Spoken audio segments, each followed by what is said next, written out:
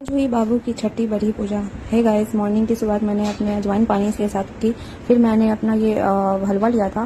फिर बाबू को थोड़ा बहुत लाड प्यार करने के बाद इसे चुप कराया था और मैं कुछ काम कर रही थी। तब तक ये बाबू को पैम्पर कर रहे थे क्योंकि आजकल बहुत ज़्यादा ही जिद कर रहा है। और हमारे में सीधा बड़ी के दिन ही बच्चे और माँ दोनों नहाते हैं और आज के दिन ही मैं अपना सर वर धो सकती हूँ डिलीवरी के बाद। तो यहाँ बेबी भी नहा लिया था और बेबी की फर्स्ट मालिश हो रही थी जो दी कर रही थी। फिर मैं अपना शाम के लिए रेडी होने के लिए तैयार हो गई थी और यहाँ पे बाबू की नज़रिया वगैरह पहनाई जा रही थी और बेरा वगैरह पहनाया जा रहा था जो इसके चाचू लाए थे। और मैं भी रेडी हो गई थी। और हमारे में कोई भी पूजा का काम किया जाता है तो आलता ज़रूर लगाया जाता है। तो यहाँ पे दी मेरी आलता लगा रही थी पैरों में।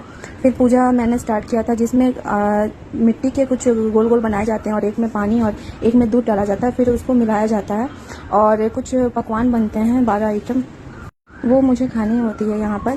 और वैसे तो ये रस्म हम होम टाउन में करने वाले थे बट मेरे ऑपरेशन हुए थे तो डॉक्टर ने मुझे 1 मंथ के लिए कहीं जाने को मना कर रखा है कि 1 मंथ तक मैं ट्रैवलिंग नहीं कर सकती हूँ। तो ये यहीं पर हो रहा है।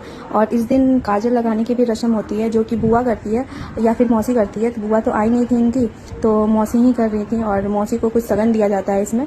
और ये मेरी दी बाबू को टीका लगा रही थी और डॉक्टर ने काजल करने को मना किया है तो साइड में ही लगाकर दी रस्म को पूरा कर रही है। और फिर ये कुछ आइटम्स थे जो बनते हैं, कढ़ी चावल, सब्जी, पकौड़े और बहुत सारे, टोटल 12 आइटम होते हैं वो हमें खाने होते हैं। उसके बाद सब कोई खा सकता है।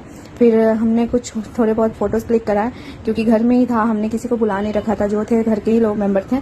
और वैसे हम वहाँ होम टाउन जाएंगे तो वहाँ पर बड़ी का पार्टी होगा तो कुछ इस तरीके से ही हमारा आज का दिन रहा। मिलती हूँ आपसे नेक्स्ट ब्लॉग में। Thank you.